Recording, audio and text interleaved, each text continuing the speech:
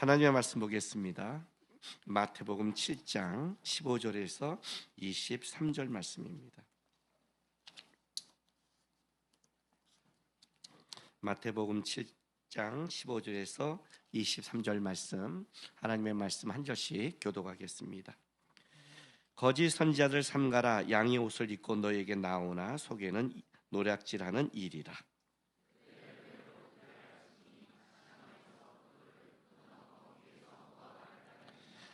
이와 같이 좋은 나무가 아름다운 열매를 맺고 못된 나무가 나쁜 열매를 맺나니,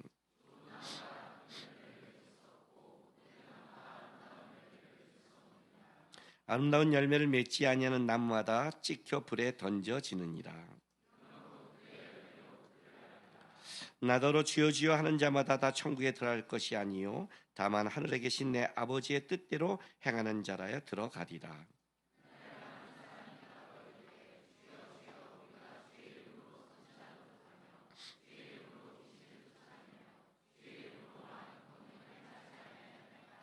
같이 있습니다. 그때 내가 그들에게 밝히 말하되 내가 너희를 도무지 알지 못하니 불법을 행하는 자들아 내게서 떠나가라 하니라. 아멘. 이제 산상수훈의 마지막 결론 부분에 이제 다가온 겁니다. 마지막 결론 부분에 예수님께서 산상수훈을 쭉 팔복에서 복으로 시작해서 이제 쭉 흘러가면서 그 복이 유지되고 끝까지 가기 위해 마지막에 절대로 피해야 될 것을 오늘 말씀하시는 겁니다. 절대로 피해야 될 것. 그리고 이제 그 다음 마지막에는 절대로 행해야 될 것. 이 두 가지로 산상수훈은 마무리됩니다. 여기서 강조되는 말은 절대로입니다. 그냥 하면 좋고 안 하면 좋은 게 아니라 이건 절대적인 겁니다. 왜냐하면 안 하면 오늘 이걸 피하지 않으면 잘못되면 찍혀 불에 던져지니까. 그죠? 찍혀 불에 던져지니까. 이건 절대로 피해야 되는 거예요. 그리고 다음 주에 이제 반석교회의 집은 뭐예요? 절대로 행해야 되는 거예요. 그걸 안 하면 하나님 앞에서 우리가 지어지지 않으니까. 이건 굉장히 중요한 거죠. 예수님이 강조한 것. 이 절대로 해야 될 것 중에 우리가 지난주에는 뭘 얘기했냐면 이 나쁜 열매, 이것이 거짓 선지자, 나쁜 교인이 일단 내 안에 내가 나쁜 열매를 맺는 게 아닌가? 내가 하나님 앞에 열매 맺는다고 살아갔는데 이 열매가 진짜인가를 지난주에 우리가 점검했어요. 그렇죠? 이 나쁜 열매의 특징이 뭐예요? 여기서 말하는 나쁜 열매 하니까 열매 자체가 세상적으로 못되고 윤리적으로 타락한 그런 못된 열매가 아니라고 그랬죠. 누구든지 나를 따르려면 자기를 부인하고 자기 십자가를 져야 된다. 부인하지 않은 열매. 베드로가 아무리 그 제자로서 인간적으로 예수님 앞에 그리하지 마십시오라고 막았고, 그것이 상식적이고 도덕적이고 타당하게 맞는, 우리가 흔히 말하는 이런 말 하잖아요. 그게 그 사람으로서 해야 되는 거 아니에요? 하는 인간적인, 그러나 그것이 맞다 할지라도 그것이 내가 살아있는, 내가 주장하는, 예수가 말하지 않는 나에게서 시작된 부인되지 않는 열매는 결론이 어떻게 돼요? 나쁜 열매를 맺는다. 나쁜 열매를 맺는다. 점검하라. 우리는 열매를 맺는 주체가 아니다 그랬죠. 나쁜 열매를 맺게 된다. 나한테 비롯된 모든 열매는 나쁜 열매를 맺게 되어 있다를 점검하라는 거예요.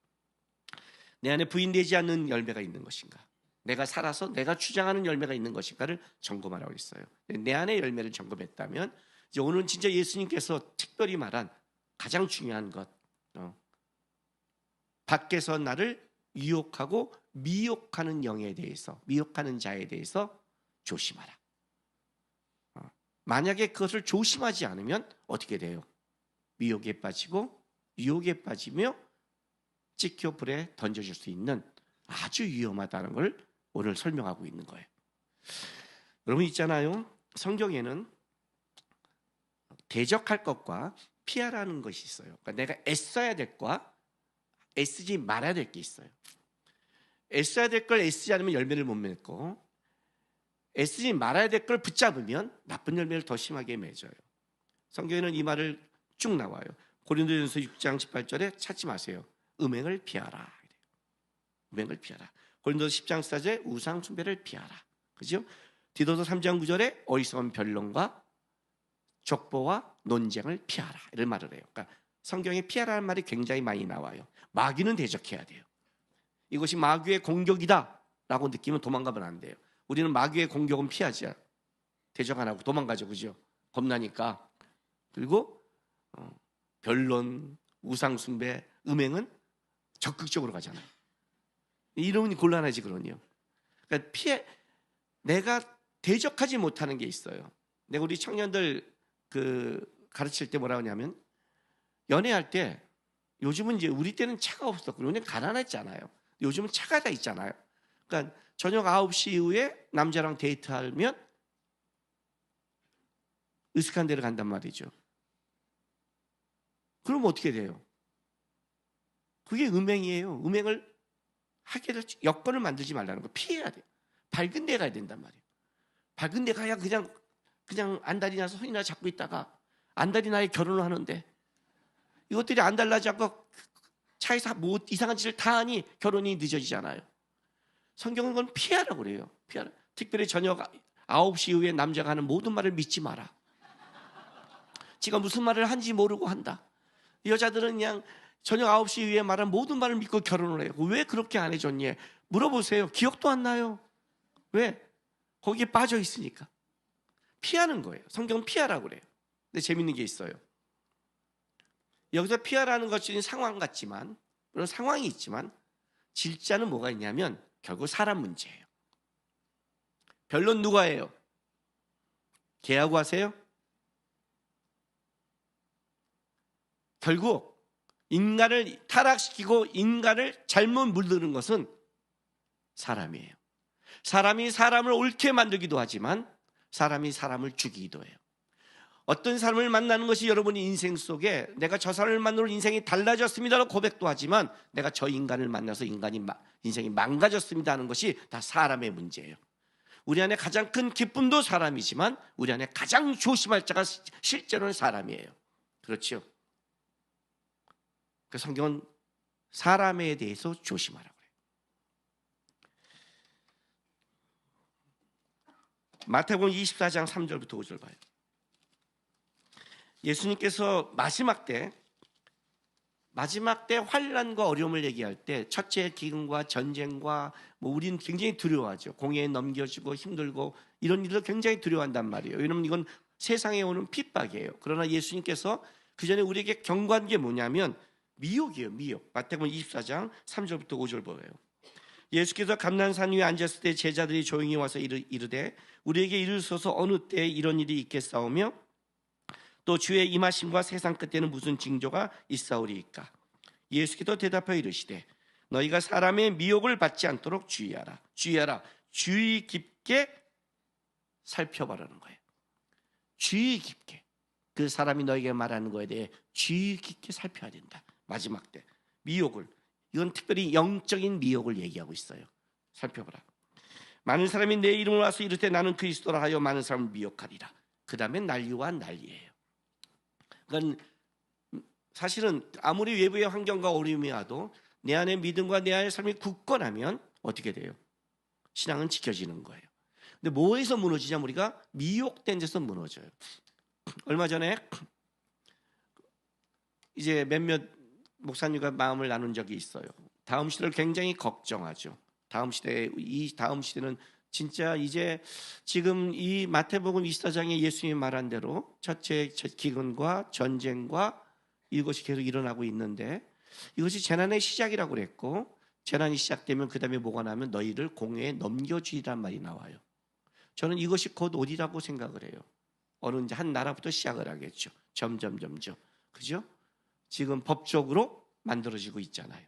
법적으로. 독일도 법이 통과됐죠. 14세 이상이 자기의 성을 정할 수 있도록. 이제 모든 나라가 정해지면 기독교는 어떻게 돼요? 모든 기독교는 핍박받고 공회가 뭐예요? 법정에 넘겨줄 수 있어요. 법정에. 이제 그런 시대가 점점 온단 말이죠.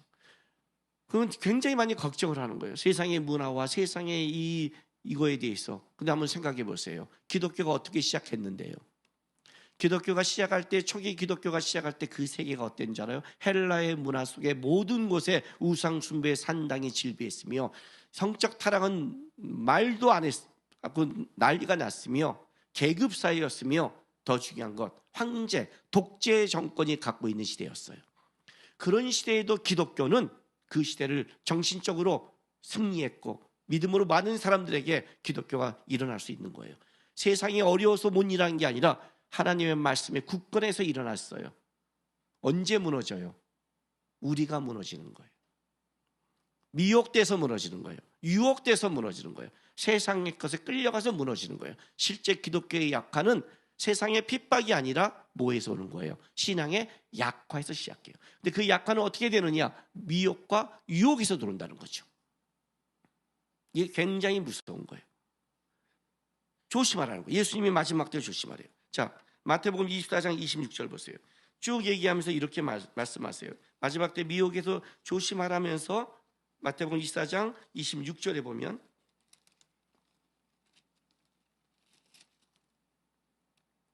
자, 그러면 사람들이 너에게 말하되 보라 그리스도가 광야에 있다 해도 나가지 말고 보라 골방에 있다 해도 믿지 마라 그래요. 광야에 있다 하면 왜 나갈까? 여러분 광야 하면 생각해 보세요. 뭐 어떤 느낌이 오세요? 광야에 어떤 영적인 어떤 목사님이 계셔. 어떤 느낌이에요? 세례요한 어떤 느낌이에요? 신령해 보이죠. 그죠? 광야 거칠어 보이잖아요. 뭔가 막 일어나잖아요. 그죠? 골방은 어떻게 보여요? 신비해 보이잖아요. 어디에? 어느 산에 아주 깨어있는 분이. 그러니까 어떤 느낌이에요? 신령해 보이거나 신비해 보이거나 너희의 느낌이 있어 보이거나 모든 것을 조심하라. 마지막 때는 미혹의 시대일 것이다 라고 얘기하는 거예요. 오늘 이 산상수훈의 마지막도 똑같은 얘기를 해요. 예수님이 가장 조심할 게 누구냐? 자, 15절 말씀 갈게요. 본문에 거짓 선자를 삼가라. 양의 옷을 입고 너희에게 나오나 속에는 노랗지 않은 일이라. 마지막 때 신앙생활의 가장 중요한 것 중에 하나 거짓 선자를 삼가라는 거예요. 이 분별이 여러분에게 필요한 거예요. 분별하셔야 돼요. 제 말씀도 아셨어요? 깨어 있어야 된단 말이에요. 그냥 어떤 신비하고 신령하고 여러분의 이유에 따라 흘러가 버리면 저는 그냥 따라갔는데요. 웃기지 마세요. 성경은 딱 따라갈 분은 한 분밖에 얘기 안 해요. 예수 그리스도예요. 예수 그리스도. 그러니까 여러분에게 말하는 자가 예수 그리스도가 증명되느냐 아니냐를 여러분 해야 돼요. 무늬만? 아니요. 여러분 왜 이단이 무서운지 아세요? 교회는요 세상의 영혼들을 전도해요. 이단은 교회의 영혼들을 전도해요. 그죠? 신천지가 교회로 오잖아요. 상도도 없잖아요. 이 새끼들은요. 그잖아요. 내가 길에서 구원파 만났는데 내가 전도사라고 하면 어떻게 해야 돼요? 이쪽으로 이제 먹고 사는 사람이잖아요. 그러면 먹고 살기 놔둬야 되는데 나를 전도하려고 그래요. 이 새끼들이요. 상도도 없어요. 아주 배는 것도 없어요. 어떻게 전도사한테 구원받았냐고 물으면 어떻게 돼요, 여러분? 그거 좀 곤란하지 않아요? 전도사인데 목사 될 사람한테 구원을 받으셨나요? 아무 이런 뻔뻔함이 어디 있어요? 걔네들은 왜 일로 올까요? 왜? 미혹시키는 거니까. 세상은 아예 성경을 몰라요. 우리는 가운데 가지고 있는 거예요. 그래 미혹시키게 있는 거예요. 왜? 이들이 어려운 점이 뭐예요? 오늘 15절 다시 보세요. 거짓 선지자를 삼가라. 양의 옷을 입고 너에게 나오잖아. 양의 옷. 분별이 안 된다는 뜻이에요. 분명히 일인데 무서운 일인데 그게 절대로 표현이 안 돼요. 이단, 다를리, 끝단. 나중에 가서야 일인지를 드러나는 것. 빼먹을 거 다 빼먹고 속이고 다 속이고 끌릴 거 다 끌려간 다음에 마지막에 가서야 본질이 드러나는 것. 그래서 절대로 우리가 함부로 분별할 수 없는 자들, 예? 함부로 분별이 안 되는 자들, 이단에 빠진 자들은 하나님 앞에 할 말이 없다고 그랬죠. 왜요? 이단에 빠진 자들이 갖고 있는 공통점이 하나가 있는데 그들이 뭐예요? 자기가 판단을 해요. 꼭 그래요. 그 예배 갔다 왔는데 이상한 거 없던데요? 이렇게 말해요. 여러분 이단 예배가 항상 이상해요? 저도 분별이 안 돼요. 이단 예배는. 왜? 겉모습은 양의 옷을 입고 겉모습은 성경을 얘기하고 겉모습은 예수를 같이 얘기하니까. 그런데 나중에 달라진다니까요. 그때 가면 바뀌는 거예요. 그래서 무서운 거예요, 이게. 그럼 어떻게 분별하는 거예요? 이게 어렵죠, 마지막 때. 그죠? 어려운 사건이에요. 그래서 성경은 뭘 말한다? 열매로 판단하라. 열매로 판단하라. 그런데 자, 갈라디아서 5장 우리 22, 23절 다시 한번 봅시다. 성령의 열매에 대해서. 오직 성령의 열매는 사랑과 희락과 화평과 오래 참음과 자비와 양성과 충성과 온유와 절제니 이 같은 것은 금지할 범위 없느니라. 이렇게 말했어요. 여러분, 이 성령의 열매 9가지, 정확히 말하면 한 가지. 성령의 열매는 한 가지라고 했죠. 한 가지에 9가지 맛이 난다고 했어요. 왜냐하면 성품이니까. 9가지 열매가 따로 맺으면 안 돼요. 그러면 다중인격이 돼요. 무서워지는 거야, 이 사람은. 열매가 맺는데 9가지 열매가 단물이 뚝뚝뚝 흐르느냐 아니면 떡떠름하느냐 보는 거예요. 성품이에요. 근데 이제 성품 그러면 이제 우리가 헷갈려요. 왜? 저는 세상 사람들이, 아니 세상 사람이라 저를 아는 제 설교 듣는 모든 청년들은 김남구 목사 그러면 피도 눈물도 없는 상징이에요. 저. 잘못하면 칼날로 목을 치는 목사고 그냥 그 앞에 오면 그냥 벌벌 떠는, 다 그렇게 대부분 알고 있어요. 우리 DT, LT 제자훈련을 하잖아요. 하다 보면 이제 인생의 문제를 저한테 이렇게 상의하고 싶을 때가 있어요.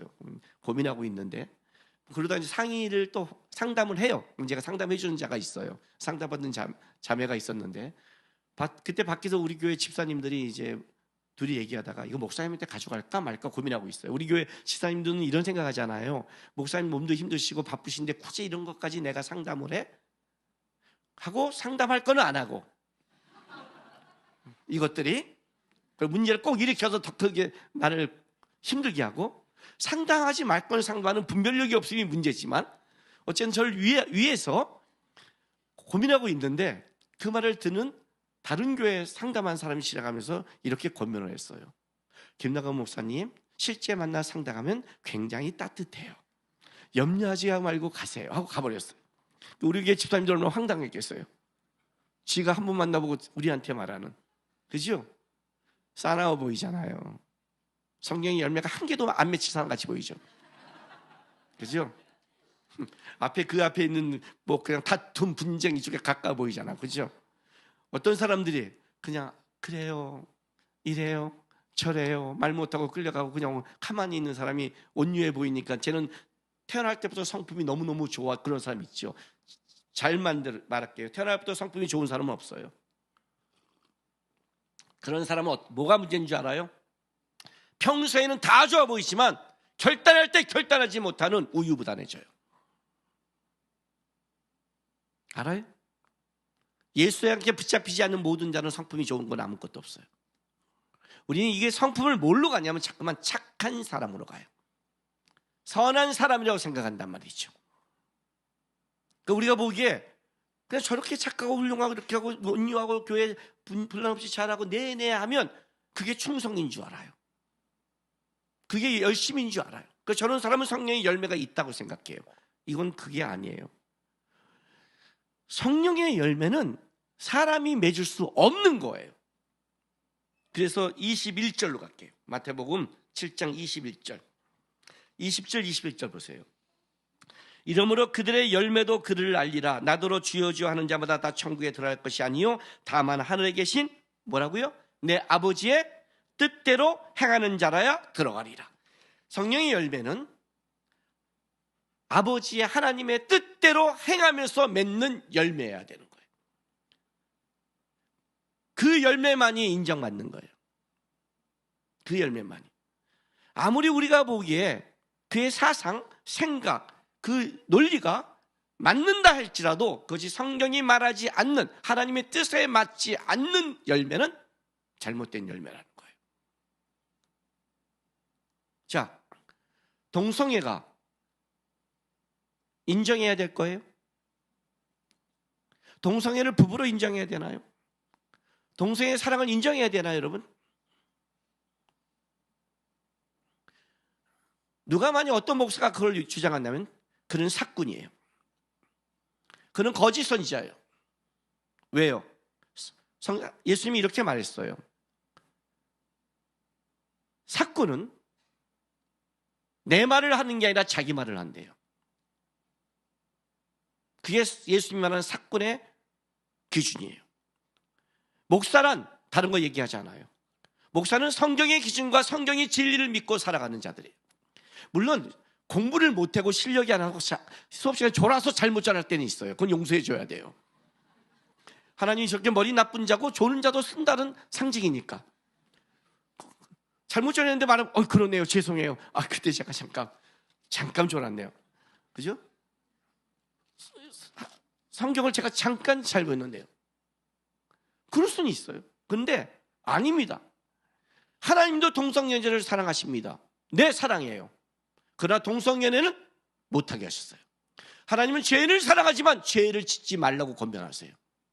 이해가 돼요? 우리 모두가 다 죄인이에요. 제가 지금 오늘 동성애를 특별히 말하는 것은 뭐냐면 세상이 글로 흘러가기 때문에 그래요. 우리는 교회는 동성연애자를 안 받는다? 받아요. 교회는 누구든지 다 와도 돼요. 다. 단 그게 죄를 인정하고 말씀을 인정하며 주님을 닮아가는 싸움을 하는 것. 약할 때 강함 대신에 그 찬양을 지은 자는 동성연애자였어요. 그가 자기가 동성연애자임을 고백하고 자기가 죄를 고백하고 그가 지은 찬양이 약할 때 강함 대신 자예요. 우리는 모두가 다 문제가 다 있는 사람들이에요. 그렇죠? 어떤 사람은 동성애로, 어떤 사람은 변태로, 어떤 사람은 이상한 걸로. 우리는 다 하나님 앞에 하나님을 떠나 죄인된 우리는 다 돌연변이들이에요. 여러분 아니에요? 여러분이 성격이 정상이라고 생각하세요? 진짜 그렇게 생각하시나 봐요? 응? 은혜 안에 좀 거했더니 내가 아주 그냥 잘 산다고 생각해요? 여러분 예수를 떠나면 누구보다도 망가질 수 있는 사람들이에요. 우리는 예수를 떠나면 누구보다 세상적인 사람들이에요. 오히려 은혜를 받아서 더 타락할 수 있는 사람들이에요. 여러분 두렵고 무서운 줄 아셔야 돼요. 우리는 그런 자들이에요. 우리가 누구 죄에 대해서 너는 못된 놈이야 나쁜 놈이라고 말할 수는 없어요. 그러나 이건 할 수 있어요. 자기의 죄를 인정하면 안 돼요. 성경이 아니라면 아닌 거예요. 근데 시대가 그렇게 와요. 교회가 동성애를 인정하는 교회가 있어요. 교회가 아니에요. 교회는 그리스도의 몸이에요. 예배당을 교회라고 그러나요? 예수를 믿는 자가 우리가 교회예요. 하나님의 교회와 예수 안에 붙어있는 자는 어떻게 예수의 뜻에 따라, 그가 머리인데 머리가 그게 아니라고 그러는데 어떻게 그렇게 따라가요? 마지막 때 이런 가짜 교회가 나타나요. 제가 이런 얘기를 들었어요. 미국의 어떤 교회는 개 교회가 있대요. 그래서 개를 데려간대요. 개를 다 교회에 넣어줘요. 나는 천국에 못 가도 개는 가라고 개한테 설교한대요. 이런 쌍. 요즘 욕을 안 하려고 그러는데 안 할 수가 없어요. 도대체 개는 아멘을 뭘로 어떻게 아멘을 할까요? 아멘 할까요? 워 할까요? 워 할까요? 이게 미친 거 아니에요? 미친 거 아니에요? 성을 자기가 정한대요. 이게 말이 돼요, 여러분? 말이 돼요? 말 같지 않은 소리 하지 마세요. 여기 남자들 놔두고 여자들 놔둬보세요, 한번요. 4살짜리한테 여기서 너가 비싼 사람 하면 다 비싼 사람한테 A, B 나누면 다 남자한테 A 누르고 여자한테 B 갖다 놔요. 걔 눈에 그게 보이거든요. 어떻게 딱 봐서 넌 누구니? 아니 얼굴이 보이는데 성을 몰라요. 왜? 지가 정하니까. 이런 말도 안 되는 세상이에요. 이게 뭐예요? 인본주의죠. 그죠? 세상의 문화가 들어오고 있어요. 속지 마세요. 유혹되지 마세요. 이제 그것 때문에 우리가 힘들 거예요. 왜? 법이 통과됐다는 거는 공의에 넘겨진다는 뜻이에요. 그 싸움이 시작돼요. 점점이요. 그런데 문제는 뭐냐? 모든 교회가 아니라고 진리 안에 쓰면 되는데 목사 안에 교인 안에 이걸 인정하기 시작하니까 우리가 헷갈리기 시작하는 거예요. 미혹시키니까 문제가 시작되는 거란 말이죠. 어려움이 오기 시작했어요. 어떻게 이해할까요? 하나님의 뜻대로 맺는 열매가 뭘까요? 심각한 시대가 우리에게 오고 있다는 거예요. 자, 보세요. 마태복음 6장 1절. 이들이 갖고 있는 특징이 하나 있어요. 특징. 사람에게 보이려고 그들 앞에 너희 의를 행하지 않도록 주의하라. 그렇지 않으면 하늘에 계신 너희 아버지께 상을 받지 못하느니라 그래요. 이들은 어떤 특징을 갖고 있냐면 그 열매에 하나님의 뜻에서 나오는 것이 아니라 자기 의가 나타나기 시작해요. 자, 22절 보세요. 마태복음 7장 22절. 예수님께서 말하는 거예요. 그들의 의라고 얘기하는 것에 대해서 예수님이 이제 아니라고 말하는 장면인데 22절에 그들이 자기 의를 이렇게 주장을 해요. 자기 의를, 열매를. 그날에 많은 사람들이 나더러 이르되 주여 주여 우리가 주의 이름으로 선지자 노릇하며 주의 이름으로 귀신을 쫓아내며 주의 이름으로 많은 권능을 행하지 아니하였나이까 하리니. 자, 그들이 자기가 예수님 앞에서 상 받을 자기 의를 뭐라고 말해요? 상 받는다고 착각한 거잖아요. 그죠? 그죠? 딱 왔는데 아빠 나 이거 잘했죠. 아빠가 제일 싫어하는 건데 그건 뭐예요? 착각하고 있는 거잖아요. 그날에 선지자 노릇을 했대요. 귀신을 쫓았대요. 많은 권능을 했대요. 이들이 주장하는 게 뭔지 아세요? 세상의 능력이에요. 업적이에요. 지금 이걸 자랑하기 시작했어요. 자기의 내가 세상에서 이만한 일을 했습니다를 자랑해요. 절대 피해야 될 교인이에요. 교회는 예수의 의와 예수의 자랑이 교회가 드러나야 되는 거예요. 교회는 내가 살아온 내 업적이 아니에요. 어떻게 그게 자기의 업적이에요? 제가 이런 말을 했어요. 우리 아내한테 여보 나는 한 달란트 받은 자인 것 같아 그랬어요. 우리 아내가 왜? 그랬어요. 나는 노래도 잘 못하고 뭐 이것도 그런데 딱 내가 하나님께 받은 담대한 하나가 있어. 뭐야? 설교 시간 설교 다니러 올라가면 떨리질 않아. 강의할 때는 안 떨려. 저는요 신대원 다닐 때 학교 다닐 때 이런 거 있잖아요. 자, 여러분 우리 반 사람들 서로가 자기에 대해서 소개합시다. 일어나서 자기 소개할 때 있잖아요. 자기 소개할 땐 떨려요. 뭐라고 하지? 내가 누구지? 죄인인데 지금 이게 난가? 머리가 복잡해요. 난 나 소개하면 복잡해요. 그렇지 않아요? 여러분 복잡하지 않아요? 굉장히 좋겠어요. 단순해서. 진짜 복잡한 거예요. 지금 뭐 어느 교회 전도사 김남구 이게 난가? 나를 소개하니까 너무 힘든 거예요. 그게 무슨 소개야? 그냥 이름 밝히는 거지. 막 점점 갖고 있을수록 뭐하지 막 하다가 어떤 때는 하고 나서 아씨 이거 했어야 되는데 이래요. 설교단은 분명해요. 이 말씀 전하면 되니까 나를 소개하는 게 아니잖아요. 말씀 전하면 되잖아. 공부한 거 하나님 주신 대로. 그러니까 안 떨려 저는요. 우리한테 그랬어요.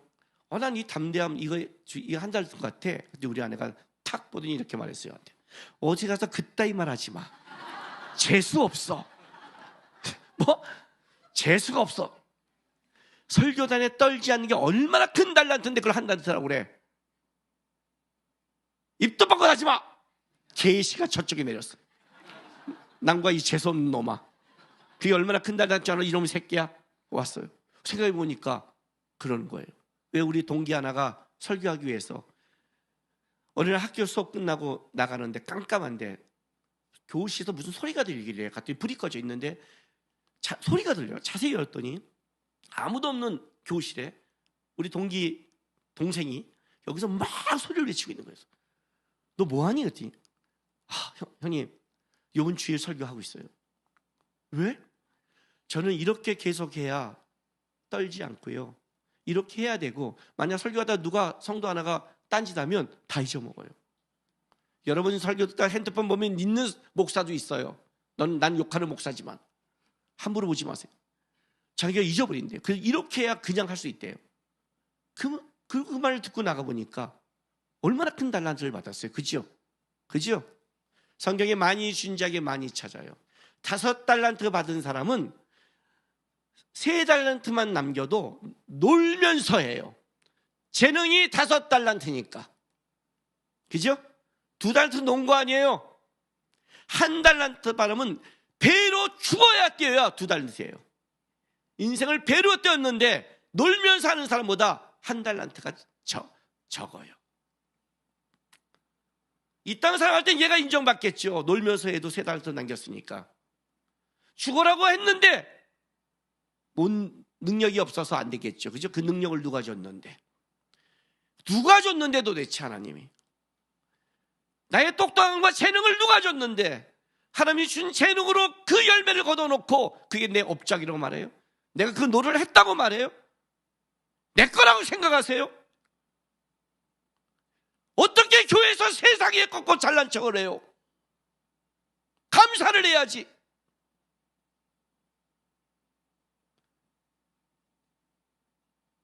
도망가세요.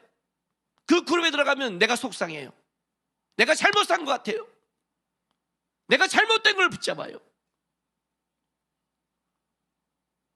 절대 피해야 될 교인이에요. 자기의, 자기 능력, 자기 재능, 자기 것 자랑하는 자. 이게 성도 안에 들어오면 어떤 일이 벌어지는 줄 아세요? 능력이 있다면 쫓아가요. 이 땅에서 신령이 보이면 쫓아가요. 그래 가서 병 고치세요. 병 나는데 가세요. 고치세요. 가고 한 20년, 20년 더 죄짓다가 죽으세요. 그렇죠? 그렇게 쫓아다니면서 그렇게 달려가서 그렇게 해서 내가 이 말은 그렇다고 또 그래 나 그냥 오늘 천국 갈게 마음대로 살아 그거 말하는 것도 아니에요. 또 이상하게 적용을 해요. 이것들은 다. 언제나 우리가 바라볼 거는 그게 아니에요. 내가 예수를 지금 바라보고 있고 예수 안에 살아가고 있다면 그게 왜 어떻게 복된 인생이 아니라고 말을 해요? 팔복의 시작은 천국을 본 자들인데 팔복의 시작은 예수로부터 은혜를 받은 자인데 국률함을 입었는데 그잖아요. 그게 복인데 내가 세상의 빛과 소금으로 바뀌었다는 게 복인데 왜 그게 복이 아니라 그 복을 왜 바꿔요? 이건 세상이 말하는 거예요. 창세기 11장 4절 보세요.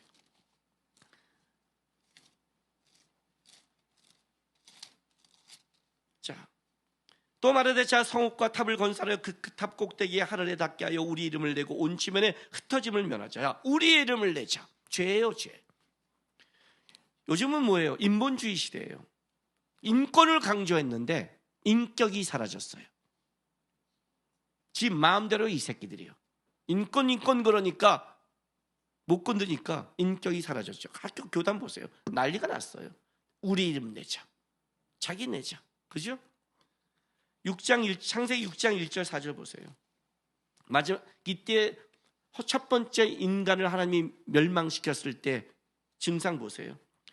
사람이 땅에 번성하기 시작할 때 그들의 딸들이 나니 하나님의 아들들이 사람의 딸들의 아름다움을 보고 자기들이 좋아하는 모든 여자를 아내로 삼은지라. 마인드가 변질했죠. 세상 걸로. 예수께서 여호와께서 이르시되 나의 영이 영원히 사람과 함께하지 아니하니 이는 그들이 육신이 됩니다.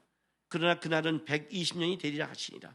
당시에 땅에는 네피림이 있었고 그의 하나님의 아들들이 사람의 딸들에게 들어가 자식을 낳았으니 그들은 용사라 고대 명성 있는 사람이었더라. 육신이 됐는데 육신 영적인 사람이 아닌데 세상에서 너무 유명하고 너무 잘 나가는 거예요. 그러니 속는 거예요. 여러분 마태복음 7장 6절 한번 볼까요? 거룩한 것을 개에게 주지 말며 너희의 진주를 돼지 앞에 던지지 말라. 그들이 그것을 발로 밟고 돌이켜 너희를 찢어 상하게 할까 염려함이라 그래요. 이 말씀 딱 듣고 느낌 없으세요? 우리 집에 말씀을 개한테 갖다 주면 안 되는구나. 그렇게 생각하세요 지금? 이 개가 누구예요? 사람이에요. 예수님이 지금 사람한테 개, 돼지라고 말하는 거예요. 이 땅에는 개, 돼지 같은 놈들이 있다. 본성에 따라 짓고 본성에 따라 처먹고 세상 것만 쫓아가고 세상의 명예로 자랑을 삼고 세상 걸로 가는 개, 돼지 같은 놈들이 있다.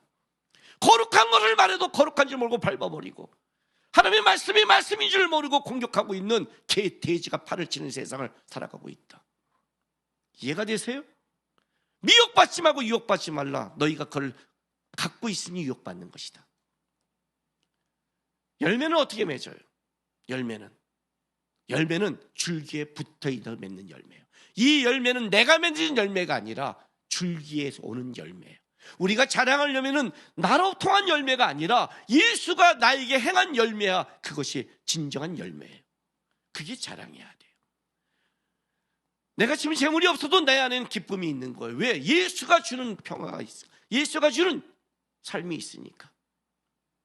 내가 아무리 잘 돼도 그걸 교만하지 않는 것은 예수가 주셨기 때문에, 예수 통해 온 거니까 자랑하지 못하는 거예요. 어떻게 청지기로 살아갈까를 고민하게 되는 거예요. 우리의 삶은 다 하나님의 인도함에 있는 거예요. 그게 진정한 열매라는 거예요. 누가복음 10장 보세요. 말씀 많이 셨죠? 10장 17절에서 20절 읽어줄게요. 누가복음 10장 1절에는 뭐냐면 예수님이 70인의 제자를 파송하는 거예요.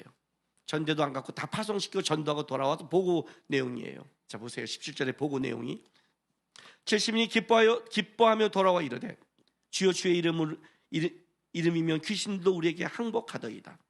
예수께서 이시되 사단이 하늘로부터 번개같이 떨어진 걸 내가 보았노라. 내가 너에게 뱀과 정갈을 밟으며 원수의 모든 능력을 제할 권능을 주었으니 너희를 해칠 자가 결코 없느니라. 그러나 귀신들이 너에게 항복하는 걸 기뻐하지 말고 너희 이름이 하늘에 기록된 걸로 기뻐하라 하시니라. 이해가 됐어요?